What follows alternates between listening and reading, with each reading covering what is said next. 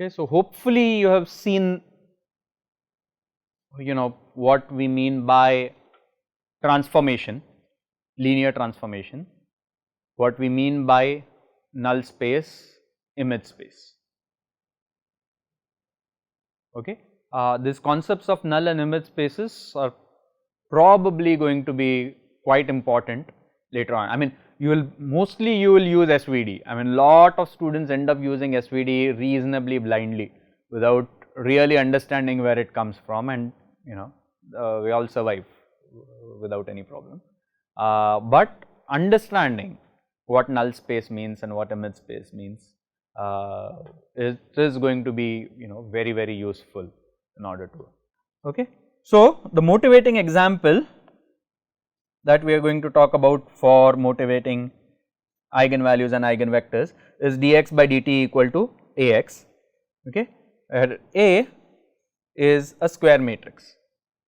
Okay. Why? Because we are mapping, A maps x onto itself, okay, and we said that the solution to this ODE with this initial condition was going to be something like this. Okay.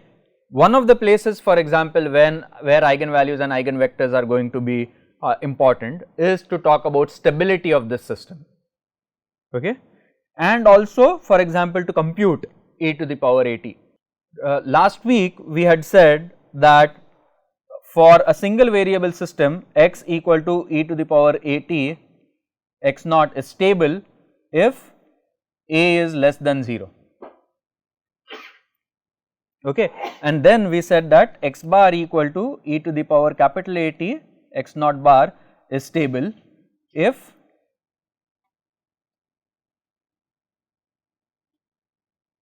the real of all lambda is less than 0, right, and that was then what we said we use in order to make a leeway into a segue into eigenvalues and eigenvectors, right. That is what we did last week.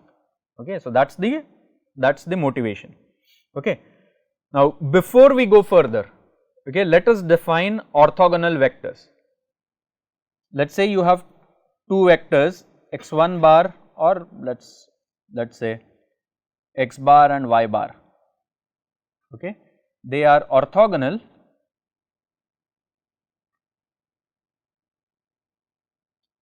if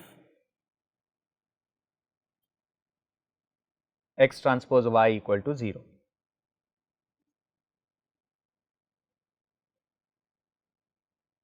Okay, they are orthonormal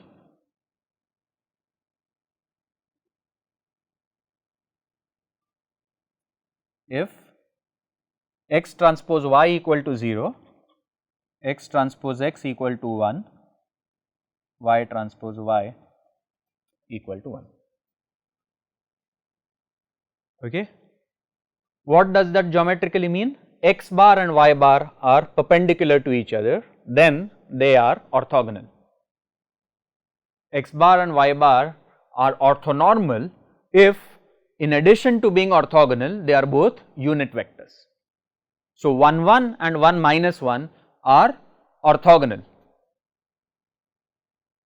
but 1 by root 2, 1 by root 2 and 1 by root 2, 1 by minus 1 by root 2, these are orthonormal. Okay. Why? Because 1 by root 2, 1 by root 2 if you do x transpose x, it is half plus half equal to 1, okay, and if you do x transpose y, it is half minus half equal to 0. Orthogonal matrix A is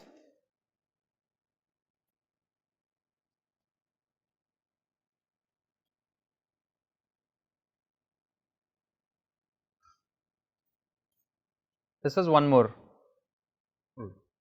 okay, or if A bar, if A is W1 bar up to Wn bar, okay, then A is orthogonal,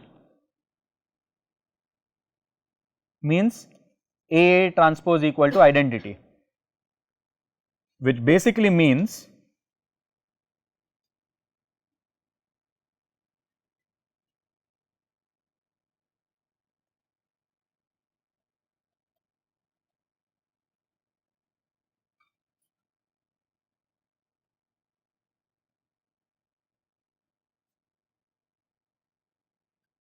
right, or which is equal to which is also equal to A transpose A. So, if we write it in terms of A transpose A, this is going to be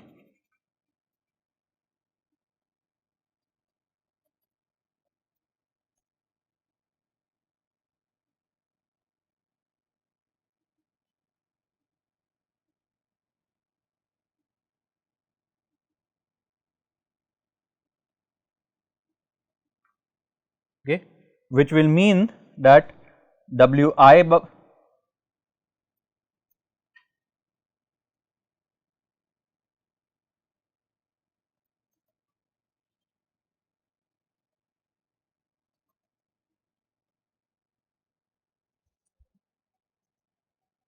okay. So, definition, orthogonal orthonormal we defined, orthogonal matrix, the definition is A transpose equal to A transpose A equal to identity, okay. The final thing is, this is just a proof of that what I showed over here, if A is an orthogonal matrix, then all of its column vectors are orthonormal to each other, okay. And eigenvalues and eigenvectors,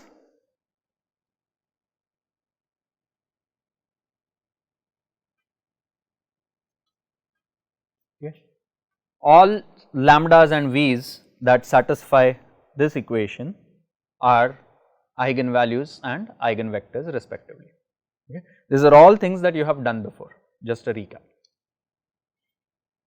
okay. So, the definition of eigenvalues is this.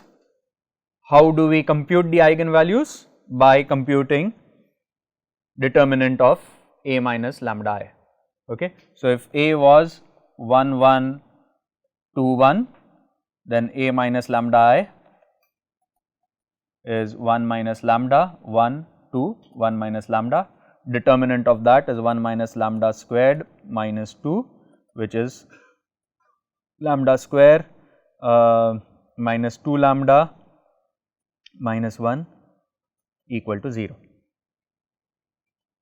okay. So, if A is 2 by 2, characteristic equation is a second order polynomial. So, if A is n by n, okay, the characteristic equation is nth order polynomial,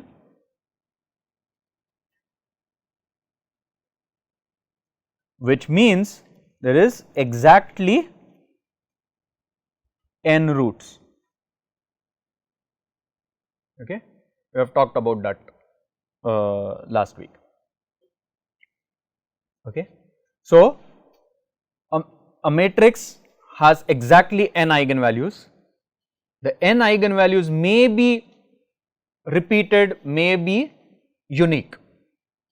They can either be unique, they can be repeated. So, your eigenvalues can be 1 1, they can be 1 0, or they can even be real or can come in complex conjugate pair. They can be non-zero, they can be 0 as well, okay. The eigenvectors, we also said, if V is eigenvector, alpha V is eigenvectors, eigenvalues are unique, then we will have unique eigenvectors, that is another thing, okay. If eigenvalues are non-unique, then eigenvectors could be unique or non-unique. The other thing that you would realize from this equation is eigenvectors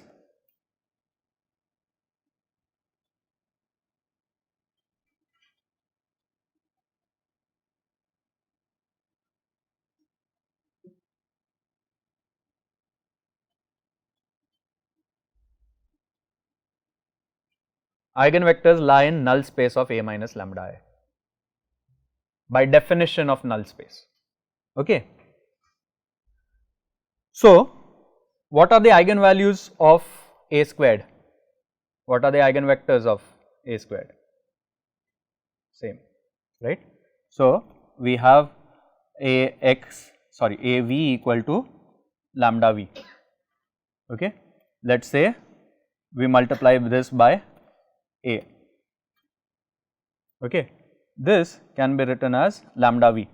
So, you have lambda multiplied by A V Okay. This is lambda v, which is equal to lambda square v. So, A square v is lambda square v. So, if lambda is the eigenvalue of A, lambda square is the eigenvalue of A squared, or lambda to the power n is eigenvalue of lambda to the power n. What about A inverse? Same thing, right. So, you have A v bar equal to lambda v bar. Okay, if inverse exists, multiply by A inverse, this is going to be identity. So, V bar is A inverse V bar lambda 1 by lambda. So, A inverse V bar is 1 by lambda V bar. So, eigenvectors are the same for A inverse, eigenvalues are just 1 by lambda. If any of the eigenvalue is 0, A matrix is not invertible. That also comes from this same idea. The other interesting thing is a matrix satisfies its own characteristic equation. Okay. So, here the characteristic equation is lambda square minus 2 lambda minus 1. So, if A was 1 1 2 1,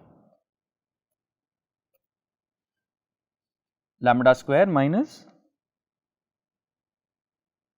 2 lambda minus 1 equal to 0 is the characteristic equation.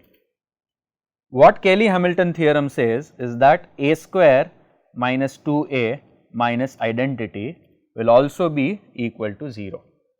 Okay. So, let us try this 1 1 2 1 multiplied by 1 1 2 1, which is equal to 1 plus 2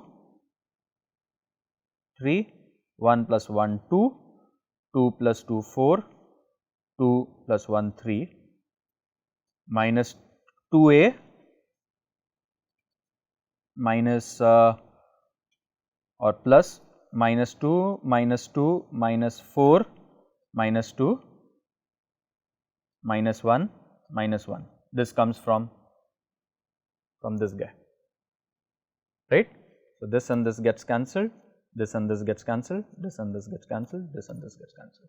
So, you will get 0 0 0 0. Okay. Quite an important theorem. You are not likely to use it too much, but this is also an important theorem. Okay. And finally, we are going to talk about eigenvalue decomposition, and we will do that in tomorrow's class. Okay. So, in tomorrow's class, what we will do is we will take up MATLAB, and using MATLAB, we will do two things: singular value decomposition and eigenvalue decomposition. Okay. So, we will first spend 10 minutes as or 15 minutes as introduction to MATLAB. After that, we will cover the concept of SVD and EVD. Okay.